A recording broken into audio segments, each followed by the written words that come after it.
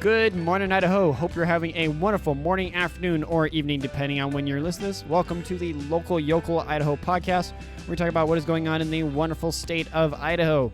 This week we have a lot to catch up on, especially after not having an episode last week. From BLM wanting to charge money for Jump Creek and a seat opening up on the Idaho Supreme Court, an inflatable fortress, plus so much more. We have a ton of awesome stories today. I can't fit them all in the hook, but stuff from an instance, the Spud Day that's happening over in Shelley, Idaho, an update on the Kroger Albertsons merger and stuff that's going on there, golf up at Tamarack, just a ton of really, really interesting stories for this week.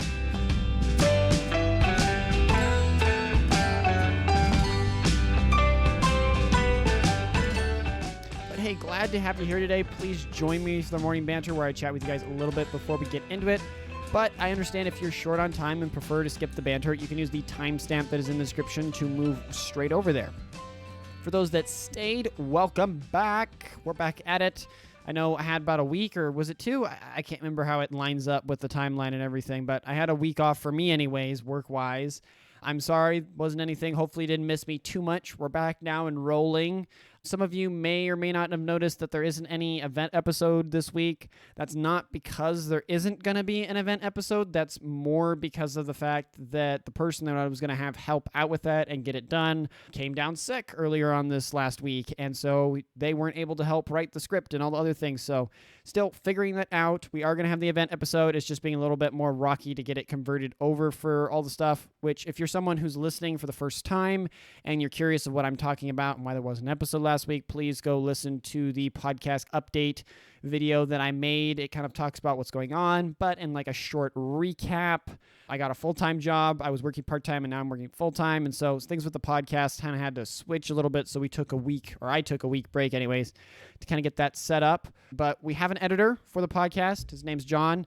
I would share his last name, but I haven't talked to him or approved that. But John is going to be helping edit everything that's kind of going on with the podcast, from stuff here with podcast episodes and then the shorts, and then possibly in the future, wink, wink, maybe some videos, working on that, trying to get the camera equipment and stuff and recording time and all that figured out, hoping to make some videos here soon. He will definitely be helping with those as well. And honestly, I think we'll have him on here at some point to record with me, so you'll be able to hear him. But all really, really excited stuff that's coming to the podcast.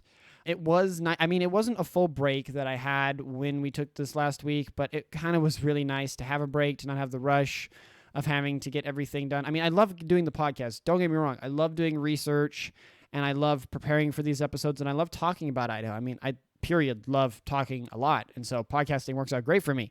But it was nice to have a week to not always having to be writing stories and stuff and getting things going. Granted, I was still working, still was getting things set up and talking to people and things, but it was a nice break. And I'm very glad to be back, and I'm very thankful for John. It's so nice to be able to record this episode and know that I don't have to edit it. I can hand it off to him and he will work his magic, and you can thank him for that when it sounds all nice and crisp and looks nice over on the video form as well. But moving out of the technical, this last week's weather has been like a summery fall mix. I keep going back and forth. I can't tell if I like it or don't like it. It's kind of one of those feelings where the kind of the summerish fall transition that we have here in Idaho, I like it. It's its distinct feel. It's nice. But on the other hand, it's kind of sad to see summer go, because when summer gets past, and maybe I'm just the only one for this, but when summer passes, you start having this kind of feeling of, oh wait, the year is almost halfway, or it's more than halfway done. How did that happen? Things like just go so fast. And so you kind of have that moment of being like, oh, it's over. Oh wait, it's over. That means like fall is coming, and fall kind of, I don't know why, fall seems to go really quick here in Idaho. And then you're already into like the winter months, and then Christmas is on your doorstep, and Thanksgiving, and all those things. And then it's a new year. So things move very fast. Granted, that might just be me with doing all the recording and stuff. I've noticed that since I started this podcast, time moves a lot faster, because instead of thinking in like days, and when you think in that, it goes slower. But when you think in weeks, it goes past so much faster, because there's only like 4 in a month. And when you're thinking in week increments, it flies by, which I'm not against, but there's times where I'm like, wait a second, I can still remember recording and doing stuff for like May, and it's already like September, October type of time. It's crazy. But also kind of on the interesting kind of fall notes, I was over in Emmett this last Tuesday. Yeah, last Tuesday. Dropped over there by Rowan's Diner. If none of you have ever been to Emmett, I highly, highly recommend. Emmett is just this beautiful little town set in this valley over there. There's a bit of a drive distance between it and the main Treasure Valley, so the level of growth that's happening in Boise and Meridian Eagle kind of gets stopped because of that distance. And it's just a beautiful place to be, but especially if you're ever traveling through there, Rowan's Diner is a delicious, delicious place to get food. They have kind of like classics, 50s and 60s music playing outside. You can also like pull up to it like it's a Sonic and have your order brought out to you. And it's very affordable. I think I got like like a bacon burger, some fries, and then one of their strawberry milkshakes. And I think the whole order came under $10. Maybe it was a little bit over. Maybe it was 11. I can't remember. And it was really good. So if you're traveling through there, I highly recommend it. The food tastes great. And the service is great. And the price is very affordable. But all that to say, I don't have too much more to share. Let's get into the episode here. We have a very busy week of stories to talk about. So let's get into it.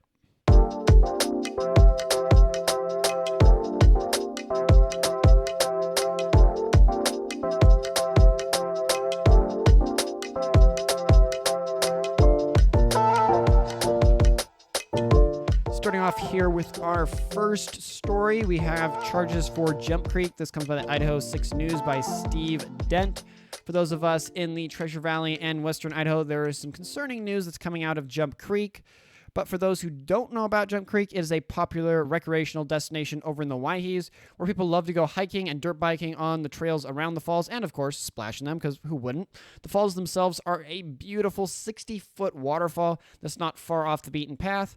But according to BLM, as more and more people visit, it's costing more and more money to maintain. They say in the past 6 years, visitations to the Jump Creek has doubled. This means that BLM has had to double the cost of maintenance for the falls, including things like emergency responses, bathroom cleaning, road maintenance, trash removal, and graffiti removal. To help cover these costs, BLM is proposing a $5 a day or $25 a year fee for visiting Jump Creek.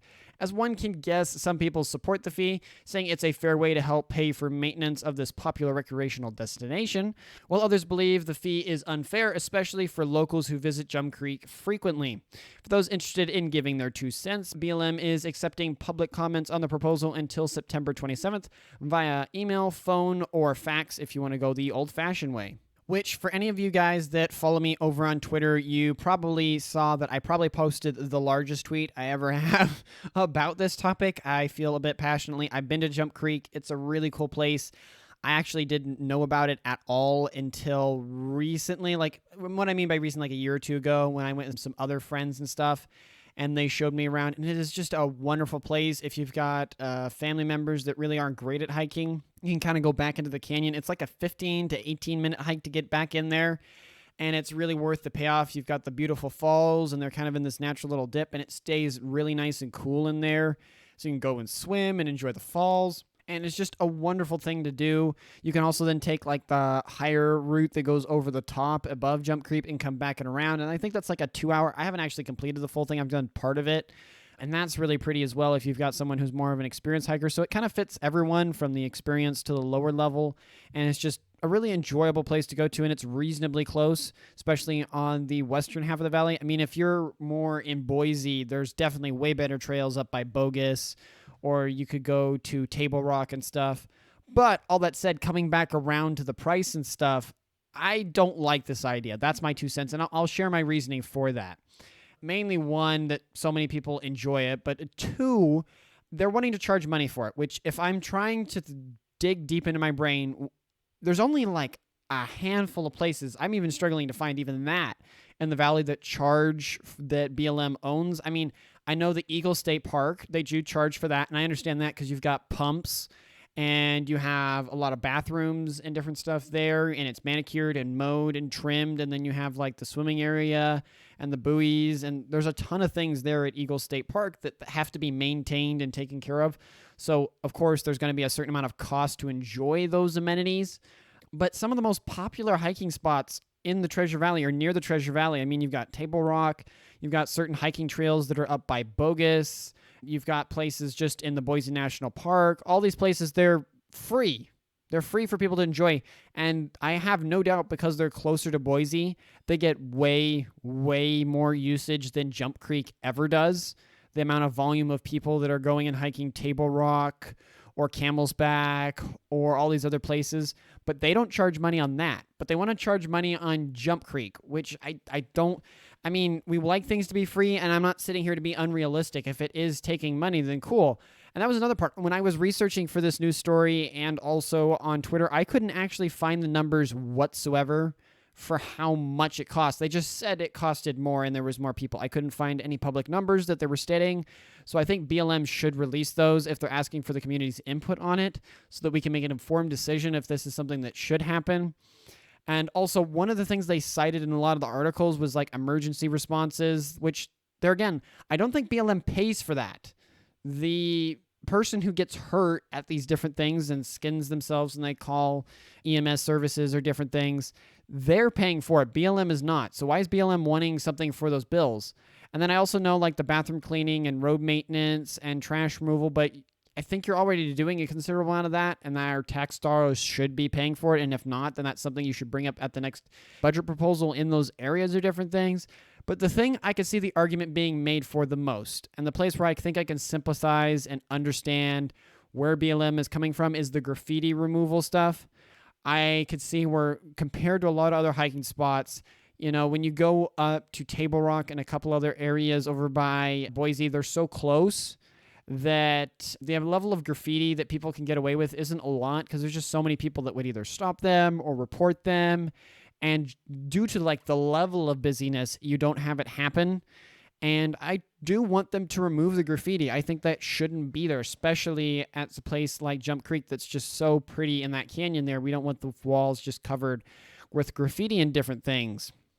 And so if they're definitely spending a lot of money on that I could see them to make an argument for charging. But I have a counter proposal, shall we say, and it's what I'm going to send in my email over to them when I comment on this, which is, should we pay to clean up the graffiti, or should we pay money, a one-time investment, bear with me here, to make it so that doing graffiti there at Jump Creek will be punished severely?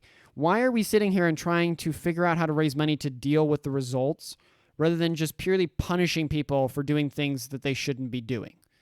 Here's my idea. So we could pay $5 a day or $25 a year for a fee to BLM so that they can keep the area clean and maintain it and remove all the graffiti. Or we could spend a one-time fee. The community could raise a certain amount of money through dinners or different events around Jump Creek or yada yada. And then we take that money and we install cameras around Jump Creek. There's only like one main road that I know that kind of goes in there. And, you know, you get a solar-powered setup. They can connect over LTE. And it's posted that Jump Creek is under surveillance. And then people who want to go do graffiti, yeah, go do it. But you're going to get punished severely. You're going to get caught, and you're going to be slapped with a very huge fine or get arrested. We don't want it at Jump Creek. You don't do it at Jump Creek, and you're going to get caught if you do it at Jump Creek. I would be far more willing to give money for that just voluntarily, independent of even if I don't go to Jump Creek. I'd be willing to donate money to that cause to have cameras installed around there to prevent graffiti, and so that the place could stay open to the public and can be maintained and be safer and could cut down on the main thing that causes the most amount of money over there in Jump Creek, which is the graffiti and littering and trash and stuff, because you'd have these cameras that could report who is doing it and who's not, and makes it a lot easier. And also, if they're having to charge for Jump Creek, that means they're probably going to have to like put a station and station someone else out there, and then they're going to have to be paying that person regularly to know who's coming in, who hasn't paid, or whatever else, kind of like how you have at Eagle State Park, which is even more money. So my personal thing is, kind of recapping, let's see the numbers. Show us, how many people on average are you saying that regularly come? How much has the attendance truly increased?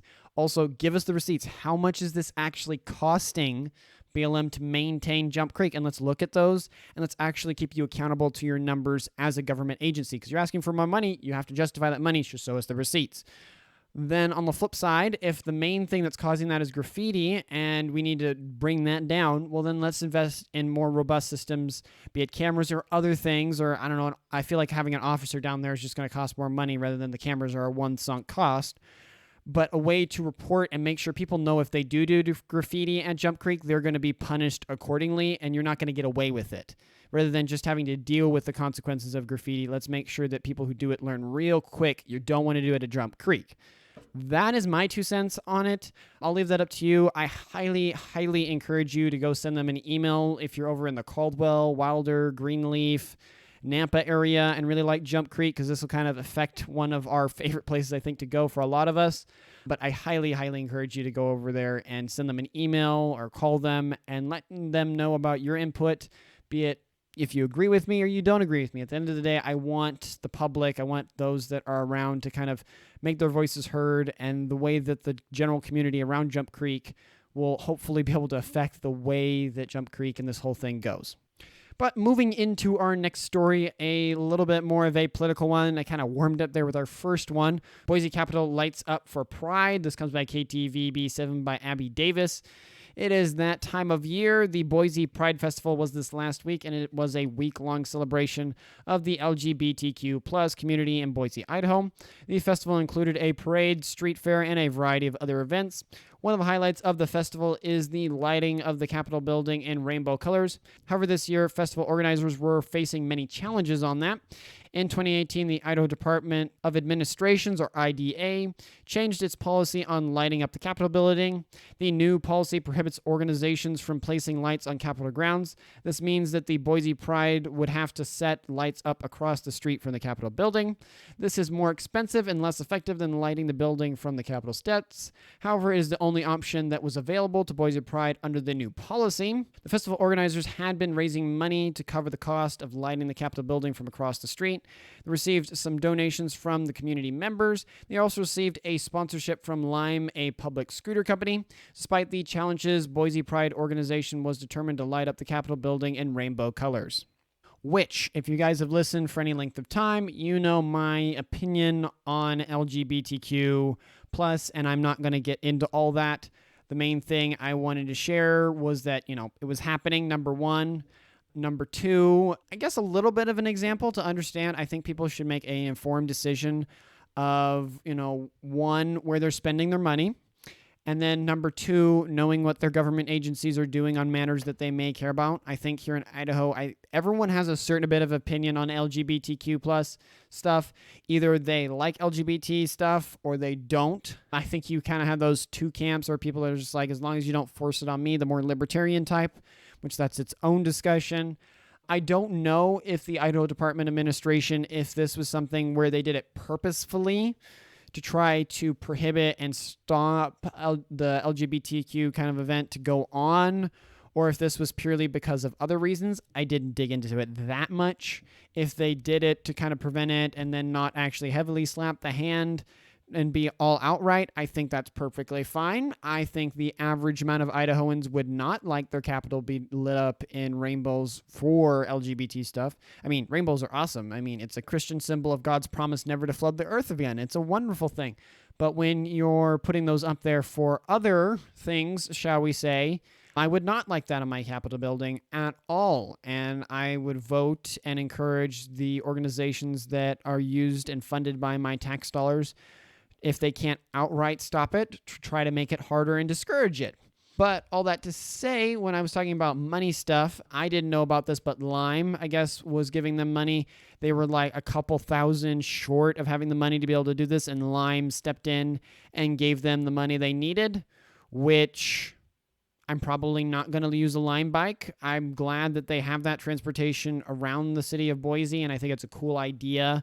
And I've talked about it before, for them to have that ability there where it's like, hey, you can drive into town and then you can park, and then there's a more affordable means to move you around. I think it's a lot better of an investment for the city of Boise than, say, buses or having a bunch of taxi cars everywhere. And I get the idea, and I think it's good.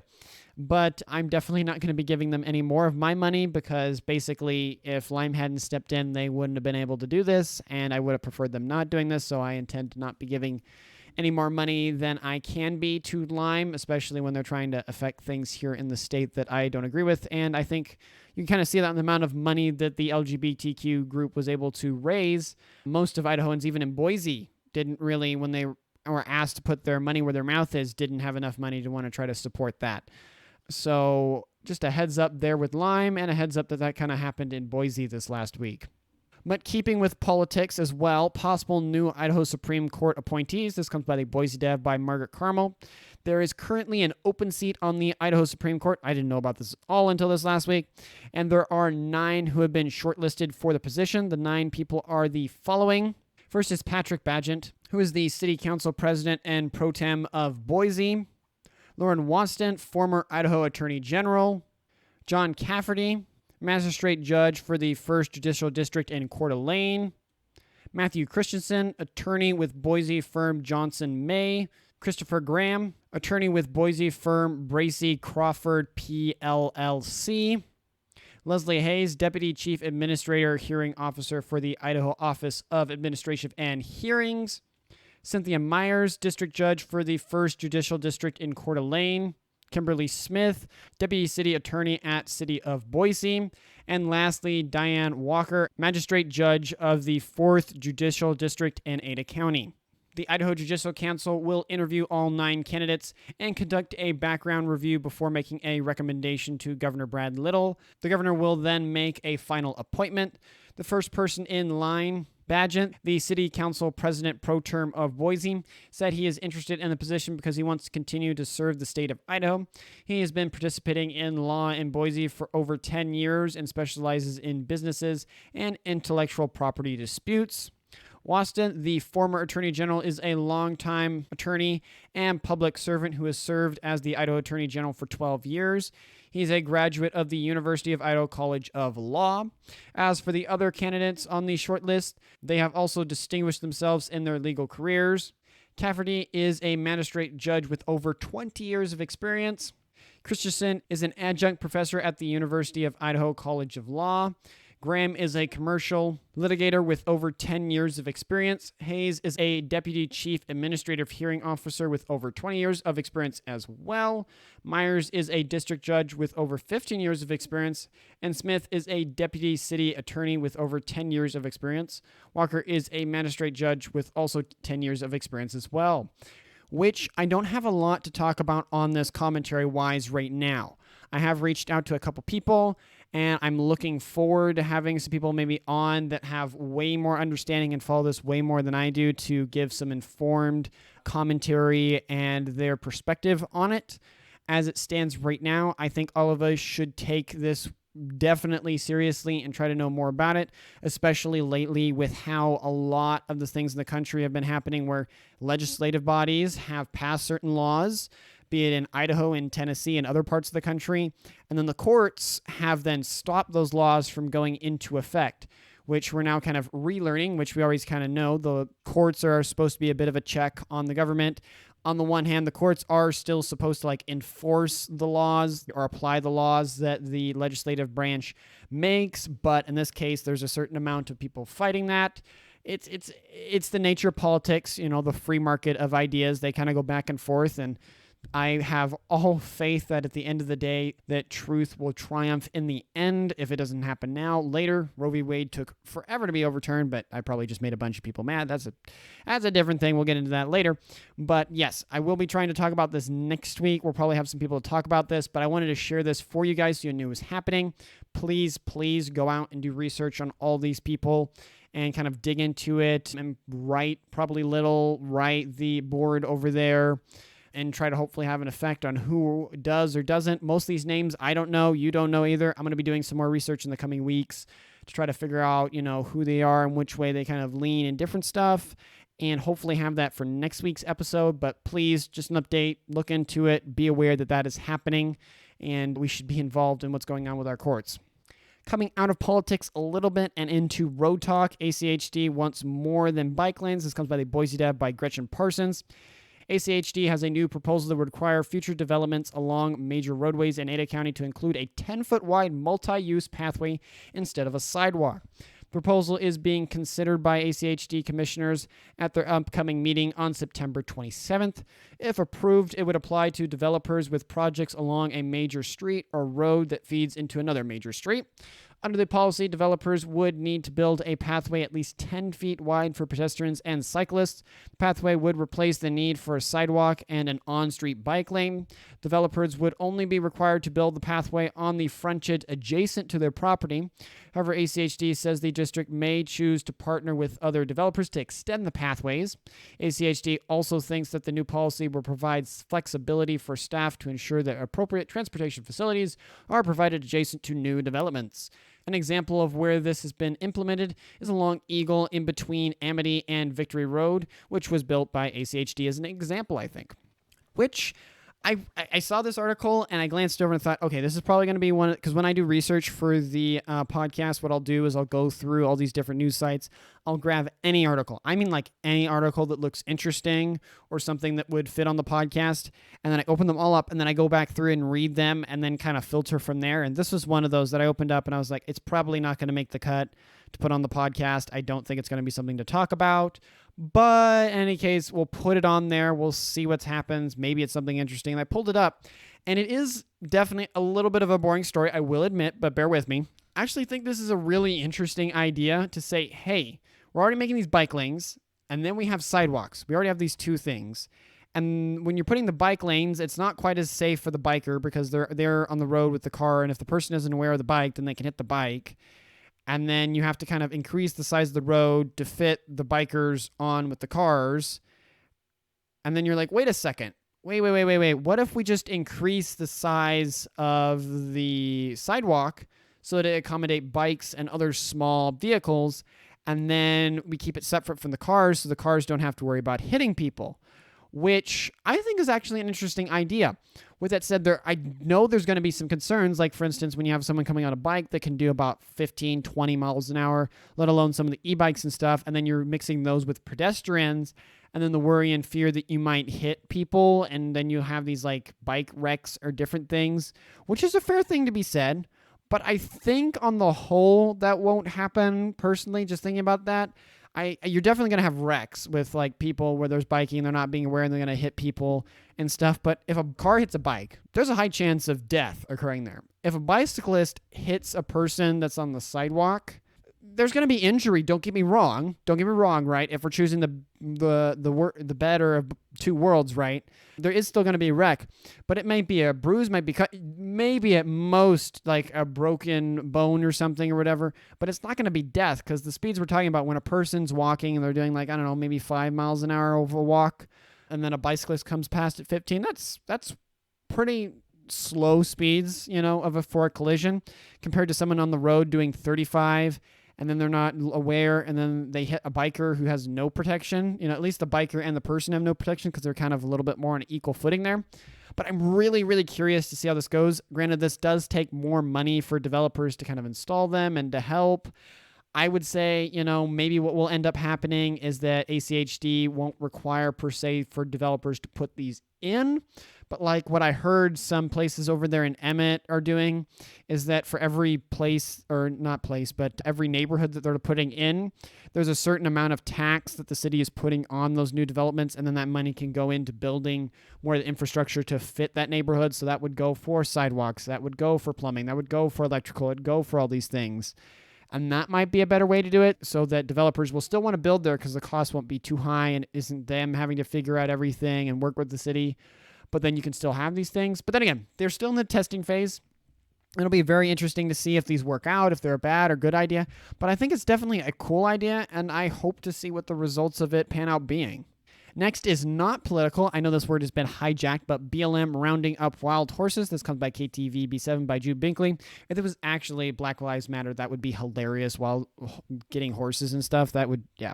But no, Bureau of Land Management. So the Bureau of Land Management, BLM, is conducting a wild horse roundup in the Owyhee County to help manage the population for the future generations. The roundup is taking place over in the Black Mountain, Hard Trigger, and Sand Basin herd management areas. Their plans are to remove 142 horses from the 3 herd management areas. They will return 40 studs and 38 mares to the range, but they will be given a fertile control vaccine called Godicon. The goal is to get each herd management area down to the low end of the appropriate management level, which is the number of horses that the range can sustain while also supporting other uses such as wildlife habitat and livestock grazing. The coolest part about the roundup is that they'll be conducting it using helicopters. BLM says that is the most effective and safe way to gather a large number of animals over difficult terrain. BLM says they're doing everything within their power to handle the horses in the safest and most humane manner possible. The horses that are removed from the range will be taken to the Boise Wild Horse Off-Range Corral, where they will be available for adoption. For those interested, BLM is hosting an adoption event at the Boise Corral in November, which I know some people that know a lot about horses. I don't know a ton. I've ridden horses. I really enjoy riding horses. It's a wonderful joy, and I enjoy it. Granted, if I had enough land to have horses, I'd probably need someone to help pay to take care of them because I'm just so busy, I wouldn't be able to take care of them. So I'd probably more opt for something like some different vehicles, ATVs, or dual sports or something. But in some world, I would love to have horses, and it would be so enjoyable to take them out in the backcountry. I didn't know that there was these like wild horse management areas over by the Owyhees, but that's like super cool. It sounds like they're just trying to bring those numbers down. I'm glad they're trying to be considerate of the amount that are out there and saying, hey, we don't have these like dedicated areas, but we are saying that we want to have them at certain numbers where it doesn't hurt the other wildlife in the area and it still makes it available for livestock grazing and stuff. Because I feel like sometimes environmentalists go too far off the page and just sit there and say, no, this is for this area, and we have to don't kill anything and don't touch anything. And no, God has given us dominion over creation, and we are also to take care of it. And part of taking care of it is kind of managing a certain level to be like, hey, there's too many of this animal. We need to kind of comb this back and allow for hunting and allow for certain cleaning and different things. I mean, the Native Americans knew this very well, especially with fires, and don't get me started on that too much, but doing controlled burns so that the fires never got super out of control, because fires are really actually needed in forests and stuff. So, but really cool. I mainly wanted to point it out for the idea that they're using helicopters to do it. Part of my brain was like, what if you use drones? But then again, it sounds like they're using the helicopters to kind of herd the horses and stuff. And a drone, I don't think, is quite big enough. So the helicopter is probably a good idea. Plus, it's over larger areas. But man, just imagine that. That's got to be a really fun job to do, is be the helicopter operator for something like that, where you're herding horses with your helicopter. It's got to be tricky, but really, really fun to do. Moving into the next one here, staying with the western part here, Caldwell City Council approves 400 home subdivision. This comes by the Boise Dev by Autumn Robertsons.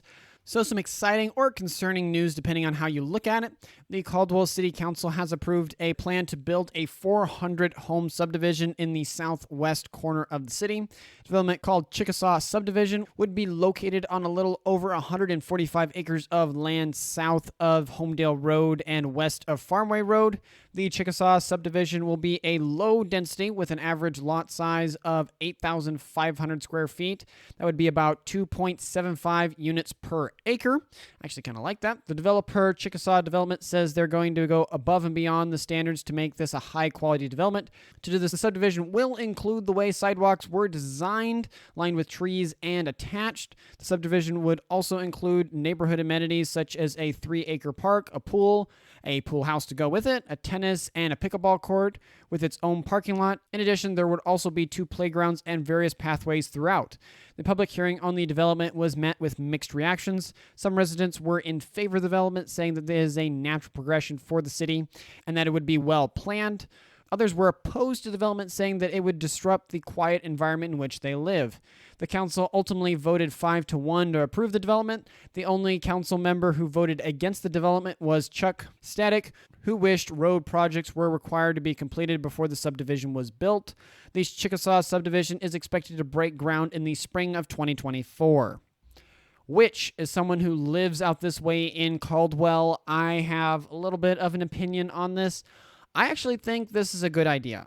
On the one hand, I can already hear some of the locals that listen in here, and bear with me, do not crucify me. I want Caldwell to definitely stay true to its roots in what we are, but we can't stop. Well, I guess we could stop, but that would have other problems, and I'll get into that in a second. But that I don't think we should stop and try to prevent more houses from being developed. There are a lot of amazing people that want to move here to Idaho. I've met many of them at the events that I go to that sometimes come here, and they are almost more Idahoan than the locals that are here, and it pains me to say that. that they come here and they love Idaho so much, and they get invested in every nook and cranny of the culture and involved in the politics in their church and local events and everything, even more than a lot of Idahoans I know. They just are fully invested and they love it here, and they came from some broken state or city somewhere and they don't want Idaho to go that way.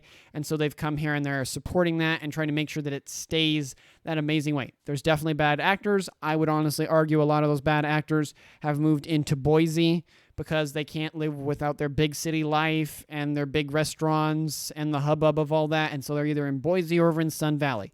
We don't have to worry about that here in Caldwell.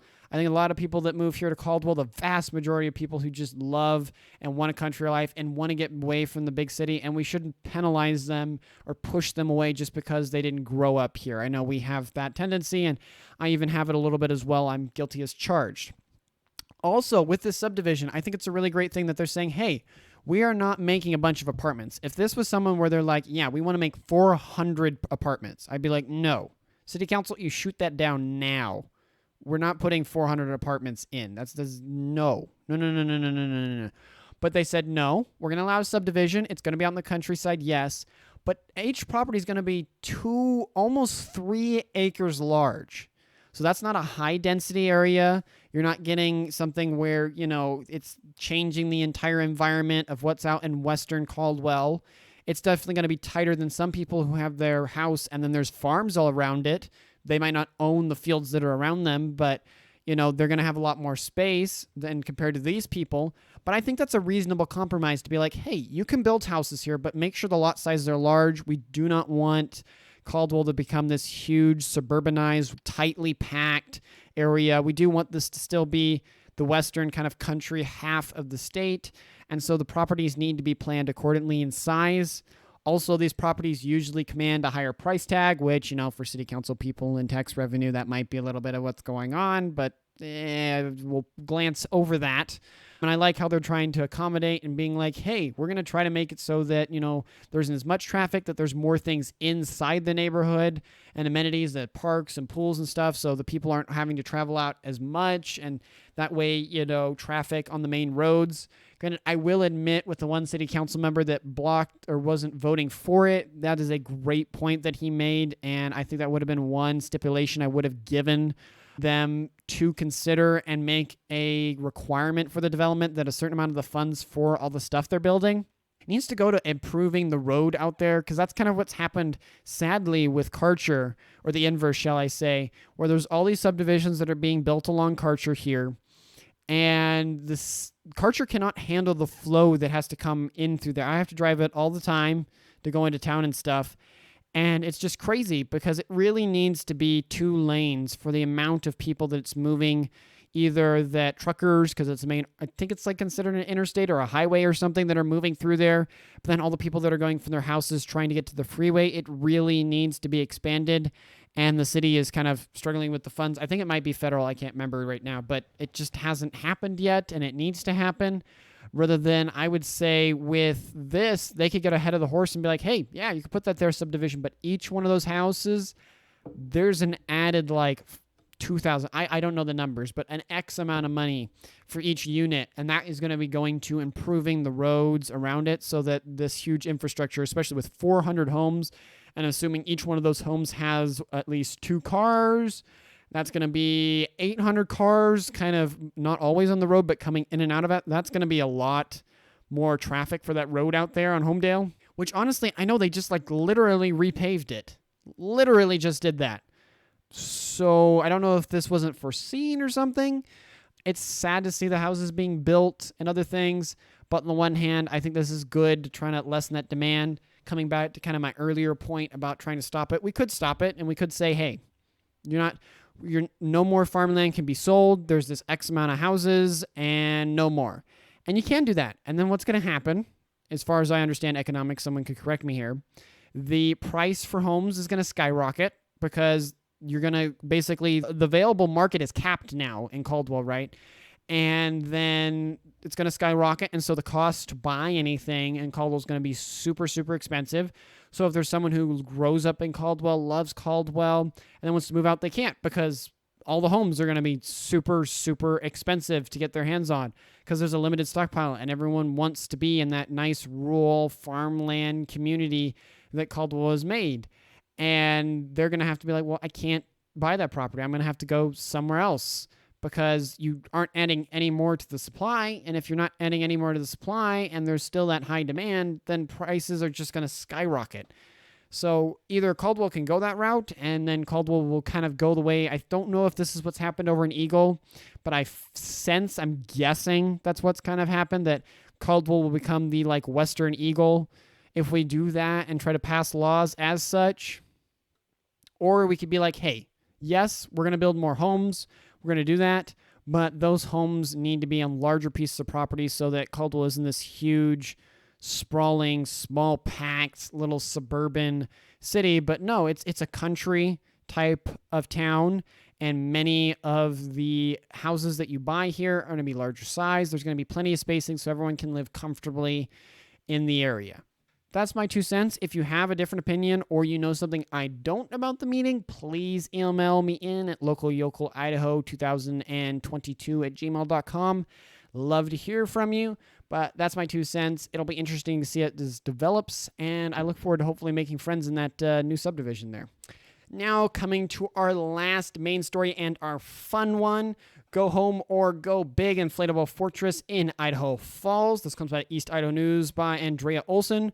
For those of you who have never grown up and still love bouncy houses, or for parents looking for a fun thing to take their kids to, this should cover everyone's bouncing once. A giant bouncy house called Monster Bounce has been set up outside the Grand Teton Mall in Idaho Falls. It is the first time something like it has come to Idaho Falls, and it will be there from Friday to September 23rd. For context, the Monster Bounce is a 23,000 square foot inflatable playground with 12 different play sections and 30 plus attractions. There's something for everyone, including an obstacle course, a battle bean, super slides, a maze, and a kiddie corner, and much, much more. The hours of operation for the Monster Bounce in Idaho Falls are Monday through Friday from 4 p.m. to 10 p.m. and Saturday from 10 a.m. to 10 p.m. and they are closed on Sunday. Amen. Now, some may fear it might cost a ton, but actually it's quite affordable. It only costs $12 for an hour session and $18 for a 2-hour session. Plus, children 3 and under are free with the purchase of a ticket by their guardian or parent. But like most bouncy places, there are some general rules for the Monster Bouncy House, including wearing socks to keep the area clean. Also, people need to be in good physical health and should avoid it if you are having some serious health issues or different things. Plus, pregnant women can't come inside the bouncy house due to liabilities, obviously, there. And if you're like me and are hooked on the idea of going to this, well, I have some good news for you. Once they leave Idaho Falls, they're headed to Boise in October. To be specific, the Bouncy Kingdom will be in Boise from October 6th to the 21st at the Boise Town Square Mall, which you've got to look at the photos of this on the article. I think also the Boise Dev did an article on this, but I had already written this all up and everything that shows some photos of it. And then I know the Eastern Idaho one has some videos and stuff. It looks really cool. It's this huge thing. It takes up, I want to say, like a couple hundred or 200 different like cars parking spaces in like a parking lot. And it just looks crazy. I'm really curious to know what all went into it. If they had how many like machines there are blowing air into it to keep the pressure up. How do they keep that pressure consistent across the whole thing? The engineering mind in me is coming out now of just how you do something this massive. But it seems like a really, really cool thing. I'm hoping that I'll have all my camera gear and everything set up and ready by October so I can go and do some videos on it and talk about this and make a YouTube video about it because this is super, super cool. And it's crazy that that's coming to Idaho. I know most of the time I feel like when cool things happen, it's not in Idaho when you hear about like the biggest this or this event or whatever. It's like over in Portland or somewhere in California, or it ends up at Seattle or down in Salt Lake or something. And you're like, that'd be cool. I'd really like to go to that. But also I don't want to drive for an entire day to just spend 2 hours somewhere. So no, I'm not going to do that. So that's really, really cool that they're coming up here and doing it. If there's some people that are listening to the podcast over in Idaho Falls, please go to it and let me know what you think of it. any just advice or different things when it comes over here to Boise for me to go check out, because it looks super, super cool and it's affordable. I expected something like this to be like, oh yeah, it's $35, blah, blah, blah for a pass or something. But no, they're being really affordable. $12 for an hour session, $18 for a 2-hour session.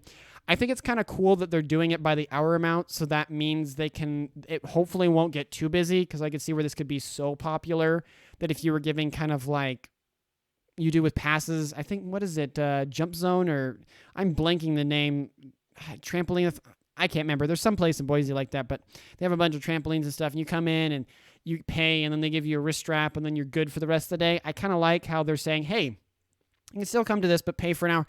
That way it kind of limits the amount of people that can be in there one time, because I could see where it could get crowded and then it wouldn't be as fun, and you're trying to have reps around and all that stuff. So I think this is a really good model, and at least it's super affordable to kind of do, especially for children that are 3 and under.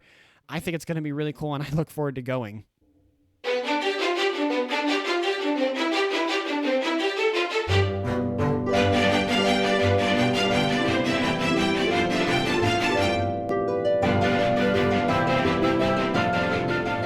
With that said, and moving into the Quickies, these are stories that didn't make it for a full story, but I still think you guys need to know about. The first one here is public input on Ada County Jail. This comes by KTVB7 by staff.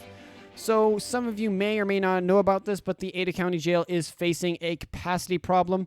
The jail has 1,116 beds, but the average daily population has been 1,013 inmates over the past year. The county is asking the public to weigh in on the potential improvements and expansion to the jail.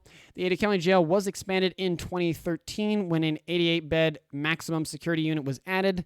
The jail's latest and most major expansion was in 2004 when a 308-bed medium custody unit was built. The population of Ada County has grown rapidly. In the past 10 years, the population has increased from 417,108 to 544,590. Compass estimates the county will surpass 600,000 residents in the next decade. As a result of the growth, the jail is becoming increasingly crowded. The sheriff's office is asking the public to take a survey to help them determine how to respond to the problem. The survey asks questions about the public's priority for the jail, such as whether they would prefer to see more investment in pretrial programs or in jail expansion. The survey can be found on the Ada County Sheriff's Office website. The survey closes on September 22nd. Next is 41st Annual LoToJa Bike Event comes to Idaho. This comes by the East Idaho News by Logan Ramsey. Another super cool event I had no idea was happening. Each year there is the LoToJa Classic. It is a 203-mile bike race that spans 3 states, including Utah, Idaho, and Wyoming. It takes place on September 9th, and this year over 1,500 cyclists will be participating. The race starts in Logan, Utah, and ends up in Jackson, Wyoming. The route takes cyclists through some of the most beautiful scenery in the West, including the Bear River Mountains, the Teton Mountains, and the Snake River Canyon. One of the people who will be competing in the LoToJa Classic this year is Ace Call, a man from Pocatello, Idaho. Call has been racing in the LoToJa Classic for a decade, and he has finished several shorter relay events and 3 full events. Call says the LoToJa Classic has changed his life in many ways. He has become a more serious cyclist and has gained a lot of confidence from completing the race. Quote, "It's helped me in times where I've been up against a struggle at work or in my personal life," Call says. "I can do hard things, and I know I've done that before. I've completed something that's insane," end quote.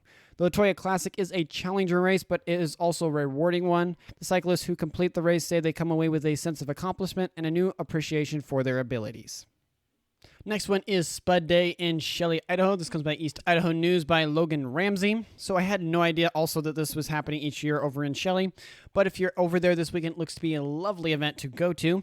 Annually, there is the Shelley Spud Day celebration that has been running for 96 years. This year, the event is kicked off on Thursday and is adding a new street festival on Friday, September 15th. The street festival will take place on the West Pine Street between the intersection of South State Street and South Emerson Avenue from 7 p.m. to 10 p.m.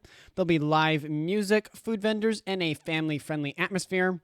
On the first day, it will start off with a chalk walk event. On Saturday, there will be a Miss Sweet Potato pageant and many, many more fun events. The festival is free to attend and all are welcome. New vendors can still participate without charging this year. Those businesses interested can contact Rory Christensen at 208-681-4089. Also, if you're curious about all the events that will be happening, the East Idaho News article has a nice flyer that covers all of the things that are going to be happening there. Next is Albertsons and Kroger update. This comes with a Boise Deb by Donde. As we've been hearing about this last couple weeks, Albertsons and Kroger have been hard at trying to get their merger to go through.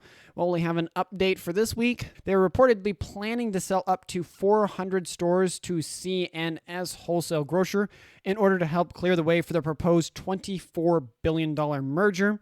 The deal is still in the early stages, and it's not clear if the stores will be sold.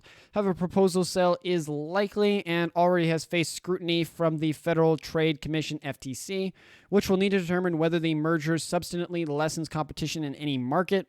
The merger would create the largest grocery store chain in the United States with more than 2,700 stores. This could lead to higher prices for consumers as the combined companies can have more market power. The merger could also eliminate jobs as some stores would be closed or consolidated. The proposed sale to C&S Wholesale Grocers is a way for Kroger and Albertsons to address some of the concerns raised by the FTC. C&S is a smaller player in the grocery industry, and the sale would reduce the combined market share of Kroger and Albertsons. However, some have fears that the stores sold will end up being given or bought back by the parent company, thus completely voiding the whole reason for them being sold. Moving a little bit more up north, golf and Tamarack. This comes by the Boise Deb by Autumn Robertsons. The Osprey Meadows Golf Course at Tamarack Resort in Idaho has been closed for 9 years, but is getting a major restoration project and will hopefully reopen in July of next year. The course originally was closed in 2015, but the resort's ownership struck a deal in 2021 to revitalize it. The following spring, work began on the restoration project, which includes reconfiguring the course, adding a new 19th hole, and improving the playability and views. The course was designed by Robert Trent Jones II, and the restoration project is being overseen by his firm. As for the new 19th hole, it will be located near the Osprey Meadow Lodge and will be a par 3 hole that golfers can use for a little extra fun or for some informal wagers. The Osprey Meadow course runs through several different terrains, such as wetlands, lakes, streams, flower fields on the lower ground, and on the high grounds lined with pines. The restoration project is taking advantage of these different landscapes to create a challenging and scenic golf course. In the meantime, Tamarack plans to open limited play on multiple holes for both guests and homeowners in mid-September. Also, keeping up north here, we have bridge work in Shoshone County. This comes by the Shoshone News Press by Josh McDonald. Up north in the southern area of Shoshone County, an aging bridge required an emergency all-hands-on-deck response this last month. The bridge, which crosses the St. Joe's River, was found to have a critical finding during an inspection, and the county had to work quickly to replace the entire deck. The bridge was originally built in 1968 and uses a steel truss construction with a timber deck. When crews began removing the top layer of the deck, they discovered that the subdeck was also in poor condition. This forced the county to pivot and replace the entire deck. The county was able to tap into local resources to get the project completed quickly and at a reasonable cost. White Man's Lumber immediately filled the county's order for lumber, and employees from all 4 road districts were brought in to work on the project. Some employees even temporarily relocated to the St. Joe's area to cut down on the travel cost and allow them to work longer shifts. The project was completed after 3 weeks of 13-hour days, and the bridge was reopened. The only cost incurred by the county was for the materials, which totaled $80,000. The bridge repair project was a major undertaking for the Shoshone County, but in the end, they were successful and completed it thanks to the hard work of the county's employees and the cooperation of local businesses. The county is still facing a backlog of bridge repairs, but this project is a step in the right direction.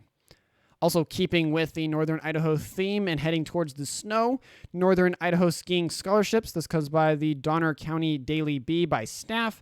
Up north, there's already talk about skiing. The Northern Idaho Mountain Sports Education Fund, or NIMSEF, it's almost easier to just say the whole thing, is now accepting scholarships for the upcoming skiing season. The program is open for children ages 7 to 17, qualify based on economic needs.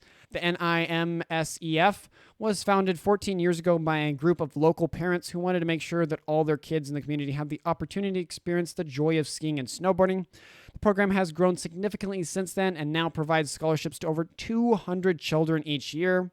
The NIMSEF scholarships cover the cost of season passes, bus passes, equipment rental, and lessons. The program also includes an 8-week all-day lessons program that is taught by certified instructors. In addition to providing financial assistance, NIMSEF also works to engage children in the program and teach them the importance of giving back to others. These scholarship recipients are encouraged to work for a portion of their tuition and to participate in fundraising activities. If you are interested in applying for the NIMSEF scholarship or would like to donate to the program, please visit their website at www.nimsef.com.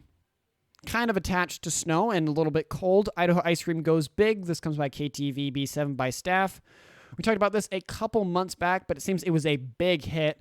Back in February, Van Leeuwen and the Idaho Potato Commission created a unique flavor in celebration of Potato Lovers Month. The flavor in question was called the Idaho Potato Malt Milkshake and Fries. The flavor was described as, quote, salty, crispy French fries dipped in a creamy malt shake, end quote. And it turned out to be so good that now it is being sold at 3,500 Walmart stores nationwide starting September 1st until October 31st. The ice cream is one of 8 new flavors that Walmart will be selling. The other flavors are sweet potato casserole, honey cornbread with strawberry jam, pumpkin cinnamon roll, sticky toffee pudding, purple velvet, cranberry crumble, and apple pie. So if you're looking for a delicious and unique flavor to try this fall, plus you want to taste an Idaho treat, you might want to go pick up a pint of Idaho Potato Malt Milkshake and Fries at your local Walmart. Now dipping out of the ice cream here and a little bit into a concerning story, but still an encouraging one to hear. Man rescued from Sawtelle Peak. This comes by East Idaho News by Mary Boyle. This last Sunday, September 3rd, a 52-year-old man was walking on the Sawtelle Mountain with his daughter and son-in-law when he slipped and fell approximately 75 yards down a rocky embankment. The weather conditions combined with an unstable terrain made the rescue extremely difficult. Rescuers from several agencies worked together to secure the patient and safely get him off the mountain. The man was airlifted to a local hospital, and his condition is unknown as the writing of the script. Chief Bart Quayle, Public Information Officer for the Fairmount County Sheriff's Office, praised the first responder for their dedication and teamwork. He said that their rescuers were, quote, battled near zero visibility, gusting winds, rain, and sleet while rappelling and providing life-saving care to the patient, end quote. This is just one example of the many dangerous and challenging rescues that first responders face every day, and we are grateful for their dedication and hard work. Next, and still staying up north, and I should have switched this up to fit with the bike thing that was happening over in eastern Idaho. Possible new hiking/bike trail in McCall. This comes by the Boise Deb by Autumn Robertsons. For those that bike and are trail lovers in McCall, I have some news for you. A new non-motorized trail for pedestrians and cyclists has been proposed for McCall. The trail would be about 2.5 miles long from the Payette Lake Middle School to Pearson Lane, sitting parallel to the Sampson Trail Road. There would be a crosswalk added at 1175 Sampson Trail Road. The pathway would be 3 to 6 feet wide and have a natural surface, not a paved one. It would be designed for running, walking, hiking, horseback riding, biking, and pedaling e-bikes with speeds limited to 20 miles per hour. The trail is intended to improve safety for pedestrians and cyclists commuting into McCall. The Valley County was granted $190,000 from the state of Idaho's Children Pedestrian Safety Program to put towards the trail. The Valley County pathway will pay $35,000 for the design and engineering work. For those interested, a public hearing regarding the trail is scheduled with the Valley County Board Commission for Monday, September 11th at 1:30 p.m. And finishing us out for the quickies here, we have Boise Burger News. This comes by the Boise Deb by Sydney Kidd. For those that love burgers out there, I have some news about Sid's Garage, a popular burger restaurant in the Treasure Valley. Sid's Garage is definitely having a moment. They just applied for their 3rd Treasure Valley restaurant location in just the last 3 years. So for those wanting a half-pound burger and a boozy shake in the Barber Valley, may be in luck. According to the permit documents filed with the city of Boise, the new location would open on the corner of Barber Valley Road and Park Center Boulevard in the same building that was originally meant for the Pivot Lifestyle Plus Fitness by Kay. The gym opened location in Boise and Meridian, but nixed plans for the Barber location. The building is now divided into 3 suites, and Sid's garage would be housed in the spot closest to the Greenbelt. The document also states that Sid's garage is seeking to put an appropriate for its name garage-styled bifold door that opens into the patio, along with other renovations that would bring in bathrooms, kitchen equipment, and new walls. The restaurant's website says they'll be adding the new location in the spring of 2024, but it lists the location as Brown Crossing, which is on the other side of the Boise River from the address listed on the application document. In total, the restaurant has 3 operating locations, 2 in the Treasure Valley and 1 in Phoenix, Arizona. The Barber Valley location would be its 4th.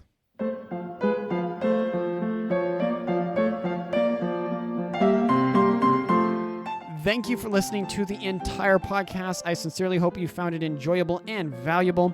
If I missed any important points or provided incorrect information, please feel free to reach out to me via email at localyocalidaho2022@gmail.com or on Twitter by tweeting me at localyocalidaho. As a small crew, I'm not able to cover everything, but we'll do our best to cover the most interesting and important stories.